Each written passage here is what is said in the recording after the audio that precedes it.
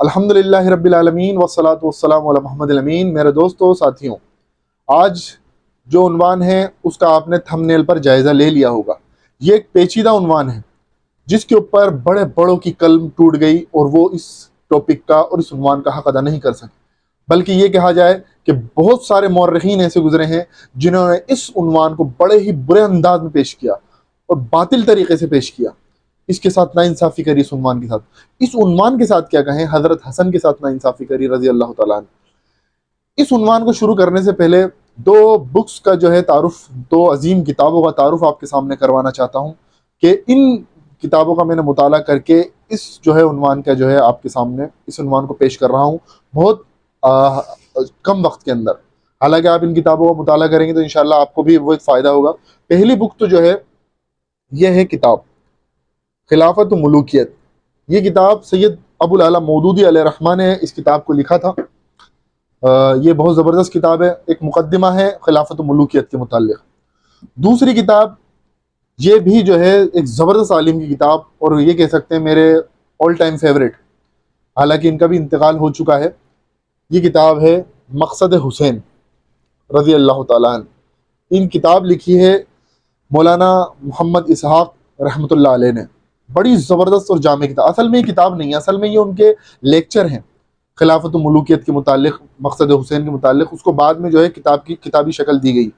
بڑی زبردست کتاب ہے، اس کتاب کا بھی آپ مطالعہ کریں۔ ان کی جگہ فیس یہ ہے، آپ یوٹیوب پر بھی ان کو دیکھتے رہتے ہوں گے، ان کی جو تقاریر ہے وہ آپ پنجابی میں اور اردو میں بھی سماعت فرما سکتے ہیں۔ اب دیکھیں، سب سے پہلی بات کہ یہ عنوان کو پیش کرنا کیوں ضروری ہے۔ سب سے پہلی بات تو یہ کہ حضرت حسن کے اوپر اتنے زیادہ جو ہے غلط الزامات لگائے گئے اور اس کی پوری فہرست ہے، اس کو میں یہاں پر آپ کے سامنے جو ہے سولو کرنے کی کوشش کروں گا۔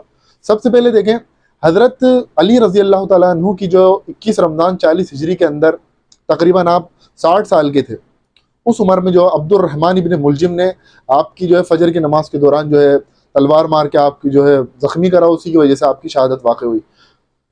اس کے بعد آپ جانتے ہیں وہ خلافت و ملوکیت کے متعلق میں نے ایک پورا لیکچر بھی بنا رکھا، وہ بھی آپ چینل پہ آگے دیکھ سکتے ہیں۔ دوسرا حضرت علی کے اوپر پہلے میں نے خلافت کے اوپر، حضرت علی کی خلافت کے اوپر پوری ایک سیریز بنا رکھی ہے میں نے، اور ایک ویڈیو کی شکل میں بھی ان کی اپلوڈ کری ہے میں نے، تینوں کو کمبائنڈ کر کے، تو آپ اس کا بھی ملاحظہ کر سکتے ہیں۔ اس کے بعد جو ہے اس لیکچر کا بہت مزہ آئے گا۔ آج یہ میں آپ کے سامنے جو تقریر کر رہا ہوں، یہ اصل میں ایک لیکچر کی شکل ہے۔ یہ کوئی تقریر اس طرح سے نہیں کر رہا جیسے میری عام طور پر تقریر ہوتی ہے، تو یہ بھی جو ہے صحابہ کرام رضوان اللہ تعالی علیہم اجمعین کی جو ہے اس میں پلے لسٹ کے اندر یہ ڈالی جائے گی، اپلوڈ کی جائے گی، لیکن یہ ایک لیکچر ہے جو آپ اس کو آج لیکچر کے انداز میں ہی سنیں تو زیادہ بڑا مزہ آئے گا۔ دیکھیں، حضرت علی کی شہادت کے بعد حضرت علی اور حضرت امیر معاویہ رضی اللہ تعالیٰ عنہ کے بیچ آپ جانتے ہیں جنگیں چل رہی تھی، جنگ صفین ہوئی تھی، وہ ادھوری رہ گئی تھی کسی وجہ سے، جو میں نے اس ویڈیو کے اندر اس مسئلے کو حل کر دیا۔ اس کے بعد حضرت علی کی شہادت کے بعد لوگوں نے اپنا خلیفہ جو ہے حضرت علی سے پوچھا کہ آپ کے بیٹے کو آپ کا جانشین جو ہے منتخب کر لیں، مقرر کر لیں، تو انہوں نے کہا نہ تو میں اس چیز سے روکتا ہوں، نہ میں یہ کہتا ہوں کہ تم کر لو، تم اپنے حساب سے جو ہے امرہم شورا بینہم، شورا جو فیصلہ کرے گی، مسلمان جو فیصلہ کریں گے وہ جو ہے بہتر ہوگا۔ بعد میں لوگوں نے حضرت حسن رضی اللہ تعالیٰ عنہ کی بیعت کر لی، جو کہ حضرت حسین کے بڑے بھائی تھے۔ ایک عظیم شخصیت تاریخ کے اندر یہ بھی گزری ہے، صحابی کے اندر ان کا شمار ہوتا ہے۔ دیکھیں، جب یہ حضرت حسین کے اوپر حسن کے اوپر جو اصل الزام لگایا جاتا ہے، وہ یہ لگایا جاتا ہے کہ انہوں نے جو ہے صلح کری امیر معاویہ سے، اور امیر معاویہ سے صلح کری دب کر کری۔ اس کی کئی وجوہات جو میں آگے آپ کے سامنے بیان کر دوں گا۔ تو پہلے الزامات کی فہرست کا جو ہے جائزہ لے لیتے ہیں۔ الزامات کیا لگائے جاتے ہیں؟ وہ یہ لگائے جاتے ہیں کہ انہوں نے یہ جو صلح کری، اس کا مطلب انہوں نے یہ اپنی عمل سے ظاہر کر دیا کہ حضرت امیر معاویہ حق پر تھے، تو باطل کے ساتھ انہوں نے صلح کیوں کری؟ اگر یہ حق پر تھے تو انہیں صلح نہیں کرنی چاہیے تھی۔ صلح کر لی اور امیر معاویہ کو بعد میں جو ہے بادشاہ کی حیثیت سے تسلیم کرا گیا، تو اس کا مطلب امیر معاویہ حق پر تھے۔ دوسری بات، اگر حق پر تھے تو حضرت علی کی جنگوں کا کیا؟ اگر امیر معاویہ حق پر تھے تو حضرت علی کی جنگوں کا کیا ہوتا ہے؟ دوسرا پوائنٹ، پہلی بات تو معاویہ حق پر تھے اس لیے صلح کری، دوسری بات اگر یہ معاویہ حق پر تھے تو حضرت علی کی جنگوں کا کیا ہوا جو انہوں نے ان کے ساتھ لڑی، جنگ صفین لڑی ویسے تو ایک جنگ۔ تیسری بات، اگر علی ہی صلح کر لیتے تو زیادہ بہتر ہوتا، مسلمانوں کا کم خون بہتا۔ اور زیادہ اچھا معاملہ ہوتا۔ چوتھی چیز یہ، صلح حسن سے ثابت ہوا کہ معاویہ حق پر تھے اور حضرت حسن حضرت علی دونوں جو ہے ناحق پر تھے۔ حالانکہ حدیث کے اندر بہت وضاحت سے میں آپ کو جو حضرت علی والا لیکچر آپ سنیں، مزہ آئے گا، آپ کو سمجھ میں آئے گی ساری بات کہ کون حق پر تھا اور کون باطل۔ اس کے بعد حضرت حسن کے ساتھ ایک معاملہ یہ بھی تھا کہ ان سے اپنے بھی خفا تھے اور بیگانے بھی، اور جو آپ کے دشمن تھے وہ بھی خفا تھے۔ کیوں؟ کیونکہ انہوں نے جو صلح کری اس کے متعلق اتنی غلط فہمیاں تاریخ کے اندر لکھی گئیں، اور اس وقت بھی ہو گئی۔ آپ کے ساتھی، آپ کے فوج کے لوگ آپ کے ساتھ بدسلوکی انہوں نے کری، اور کتنا زبردست آپ کے اوپر جو ہے تانا انہوں نے کسا ہے اور آپ کے اوپر طنز کرا ہے۔ بڑے ہی، میں کئی دفعہ حضرت حسین کی تاریخ پڑھتے ہوئے میری آنکھوں میں آنسو نہیں آتے، لیکن حضرت حسن کی جب میں تاریخ پڑھتا ہوں دل پسیج جاتا ہے۔ اور ایک الزام اور لگایا گیا کہ کیونکہ ان سے تو خلافت سمجھنی نہیں تھی، حضرت حسن تھے تو عورتوں کا عاشق تھا، معاذ اللہ، جو کہا گیا عورتوں کا عاشق تھا۔ یہ تو اس نے 90 اور ایک ضعیف اور موضوع، ضعیف بھی نہیں، من گھڑنت روایتیں ہیں کہ 120 شادیاں انہوں نے کری۔ بات سوچنے والی ہے، کہاں نواسہ رسول، اللہ کے رسول علیہ الصلوۃ والسلام جس کو ہونٹ چومتے ہوں، جس کو اپنی گودوں میں کھلایا، جس کے لیے اپنے سجدے لمبے کر دیے، کتنی بڑی بات ہے، جس کو اللہ کے رسول کہہ رہے ہیں کہ یہ میرا بیٹا، انا ابنو ھذا سید، کہ یہ میرا بیٹا سید ہے۔ کتنی بڑی بات ہے۔ اللہ کے رسول جس کے بارے میں یہ بات بول رہے ہیں اس کے بارے میں لوگ زبان دراز کرتے ہیں، بہت افسوس کی بات ہے۔ اس کے بعد امام حسن اور امام حسین میں جو میں آپ کے سامنے بیان کر چکا ہوں، مظلوم جو ہے نا دونوں ہیں، لیکن حضرت حسن کا جو پڑلا تھوڑا اور بھاری ہو جاتا ہے مظلومیت کے اندر، کہ ان سے تو اپنے لوگ بھی جو ہے خفر ہیں۔ وہ آگے آپ کے سامنے اور بات آ جائے گی۔ یہ مسئلہ دیکھیں، سب سے پہلی بات کہ امام حسن کی صلح جو یہ ہوئی ہے، اس کو اگر ہم تاریخ سے حل کرنا جائیں گے تو تاریخ میں تو اتنی پھپوند ہے۔ مولانا مودودی علیہ رحمہ کہتے ہیں کہ اگر تاریخ کی چھان پھٹک کرنے جائیں تو 90% تاریخ ڈسٹ بن میں یا کچرے دان میں ڈالنے لائق ہے۔ یہ والا معاملہ ہے۔ اگر حدیث کی روشنی میں اسے پرکھ لیں گے تو پھر بات سمجھ میں آتی ہے کہ کہانی کیا تھی، قصہ کیا تھا۔ تو حدیث کی طرف رجوع کرنا ضروری ہے۔ وہ حدیث کی طرف ہی میں آج آپ کے سامنے جو ہے بات واضح کروں گا۔ یہ بات بھی دھیان میں رہنی چاہیے کہ کچھ لوگ کہتے ہیں کہ حضرت حسن حق پر تھے یا حضرت علی حق پر تھے۔ حضرت علی نے جنگیں کری اور حضرت حسن نے صلح کر لی۔ حضرت حسن نے صلح نہیں کری، ویسے میں آپ کو بتاؤں صلح کیسے ہوئی ہے۔ ویسے مان لیں ابھی سمجھانے کے طور پر تو حضرت علی حق پر تھے یا حضرت حسن پر، لیکن بات ہے نا ایسے نہیں کی جاتی، حالات اور واقعات ہوتے ہیں۔ غزوہ بدر میں اللہ کے رسول علیہ الصلوۃ والسلام قریش سے لڑتے ہوئے نظر آئے۔ دوسری طرف آپ نے صلح حدیبیہ پہ انہی کافروں سے، انہی قریش کے لوگوں سے جو ہے صلح بھی کری، صلح حدیبیہ۔ تو اس کا مطلب اللہ کے رسول کا جو معاملہ ایسا آپ کہیں گے کہ دوہرا رویہ، معاذ اللہ۔ تو حالات اور واقعات دیکھے جاتے ہیں کہ ابھی کرنے کا کام کیا ہے۔ امیر معاویہ جو تھے نا، امیر معاویہ یہ حضرت جو ہے نا عثمان کے خون کا بدلے کی باتیں کر رہے تھے۔ ان کو جو ہے نا صاف طور پر ان کا جو ہے نا کردار لوگوں کے سامنے لانا تھا حضرت حسن کو، کہ یہ حضرت عثمان کے جو ہے قصاص نہیں لیں گے، یہ خلافت کے مدعی ہوئے ہیں۔ اس وقت یہ بادشاہت چاہتے ہیں، یہ تخت چاہتے ہیں، ان کو حضرت عثمان کے خون سے کچھ لینا دینا نہیں ہے۔ بھائی حضرت عثمان کے خود گھر والے کچھ نہیں کہہ رہے ہیں، آپ کو زیادہ جو ہے وہ بات لگی ہوئی ہے کہ حضرت عثمان کا قصاص ہونا چاہیے، ان کے خون کا بدلہ لینا چاہیے۔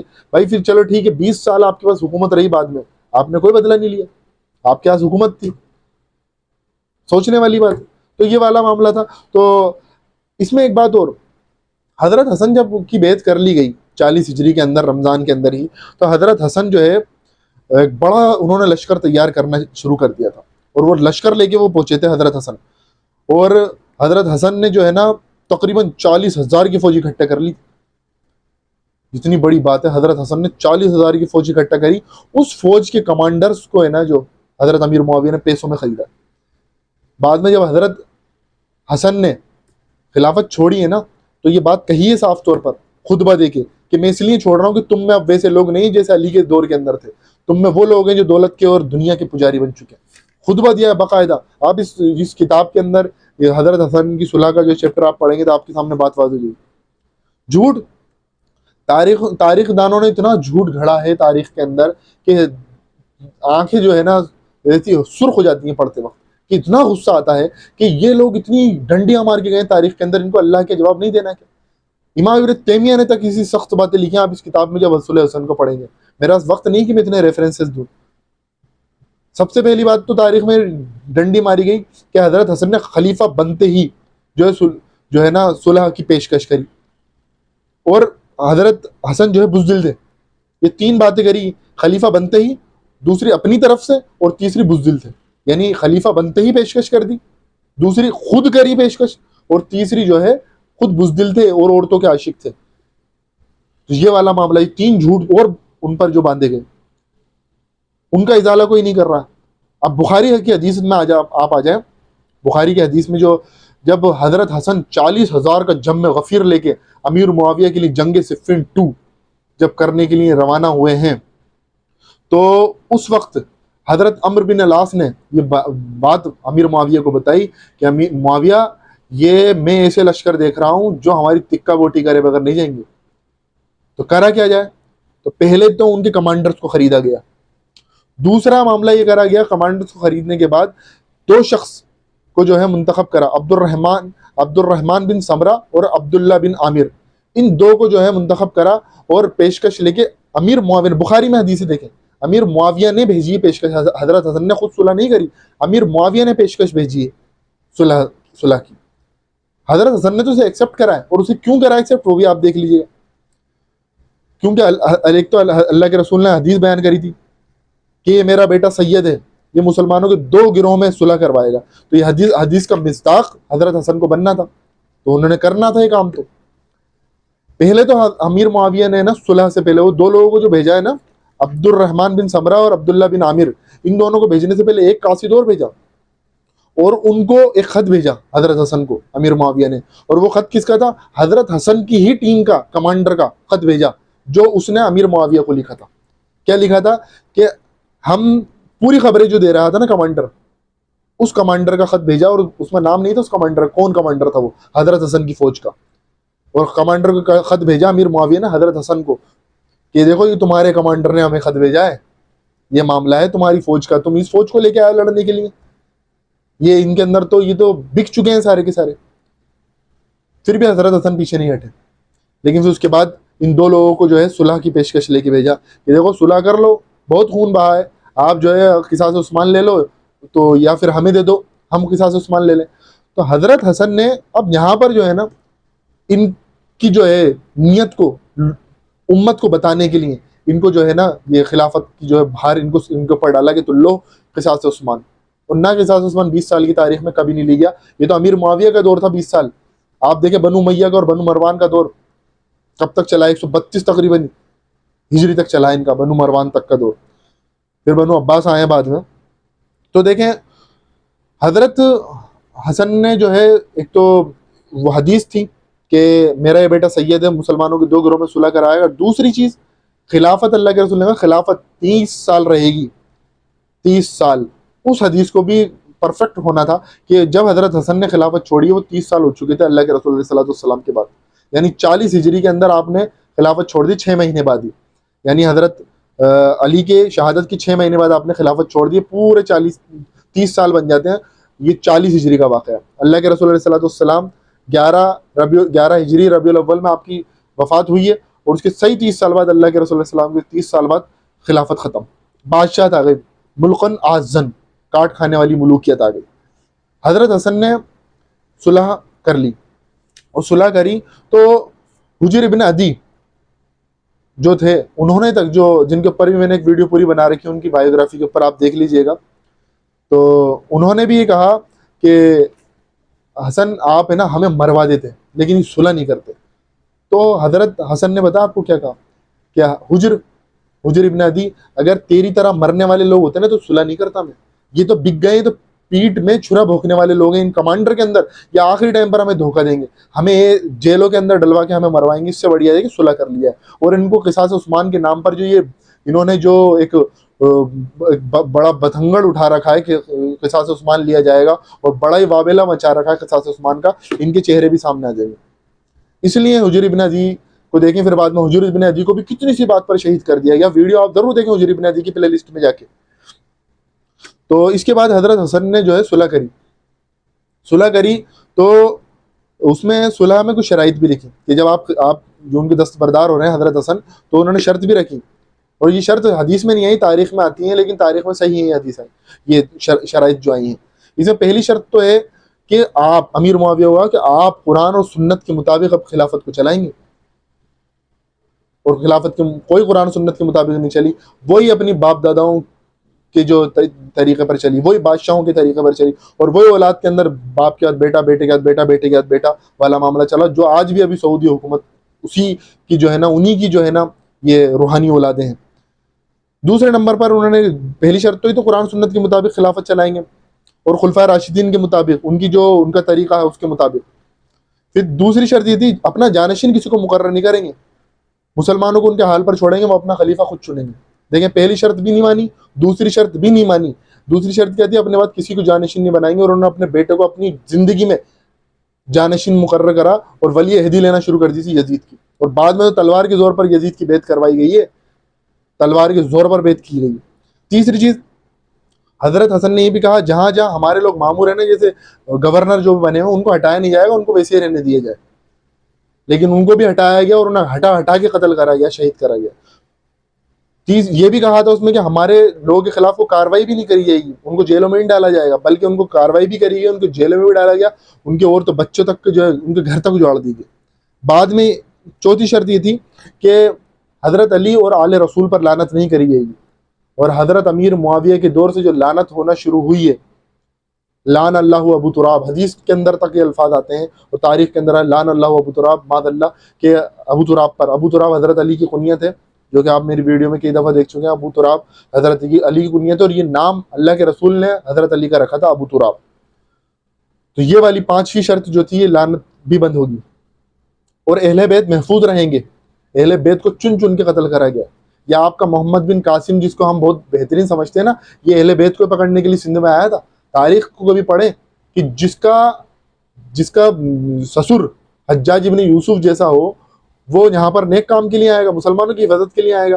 یہاں پر تو اہل بیت چھپ چھپ کے آئے ہندوستان میں، اور انہیں پکڑ کے شہید کرا کہ یہ ان کے اندر ان کا کچھ بندہ بچنے مت دو کہ جو بعد میں حسین کی طرح کھڑا ہو جائے۔